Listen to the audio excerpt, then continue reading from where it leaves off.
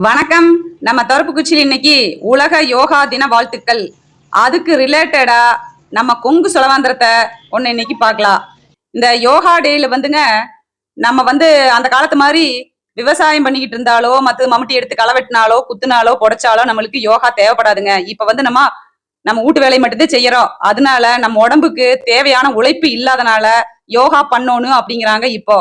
இப்ப நம்ம வேலை செய்யறதுக்கு நம்மளுக்கு வாய்ப்பு இல்ல. எல்லாமே மெஷின் வந்துருச்சு. துவைக்கிறதுல இருந்து, கூட்டுறதுல இருந்து எல்லாமே மிஷினா போனதுனால நம்ம உடம்புக்கு அதிகமா வேலை கொடுக்க முடியறது இல்ல. அதுக்குத்தான் யோகா பண்ணணும் அப்படிங்கிறாங்க. யோகாவோட சிறப்புகள் யோகாவோட பயன்கள் பத்தி நான் சொல்லணுங்கிறது இல்ல. அது எல்லாத்துக்கும் தெரிஞ்சது. ஆனாலும் தெரிஞ்சிருந்தாலும் அதை நம்ம செய்யறது இல்ல.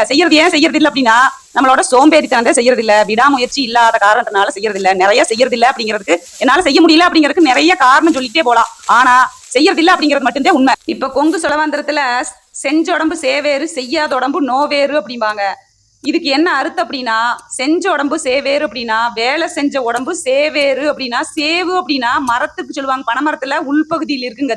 அது சேவு அப்படிம்பாங்க. சேவுனா என்ன அர்த்தம் அப்படின்னா உறுதின்னு அர்த்தம். அப்படின்னா செஞ்ச உடம்பு சேவேறு அப்படின்னா வேலை செஞ்சோம்னா நம்ம உடம்பு உறுதியாகும்னு அர்த்தம். இப்படி நான் முதலியாட்ட வேலை செஞ்சுட்டு இருந்திருந்தோம்னா நம்மளுக்கு யோகா தேவைப்பட்டிருக்காது. சத்தான உணவு சாப்பிட்டு இருந்தோம்னா அதுக்கேற்ற உடல் உழைப்பு இருந்ததுன்னா எந்த நோய் வராது அப்படிங்கிறாங்க.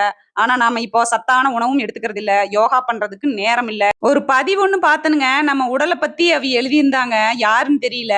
உள் குடும்பமான உடலை ஒருவன் கவனித்தால் வெளி குடும்பத்தை அதுவே காக்கும்.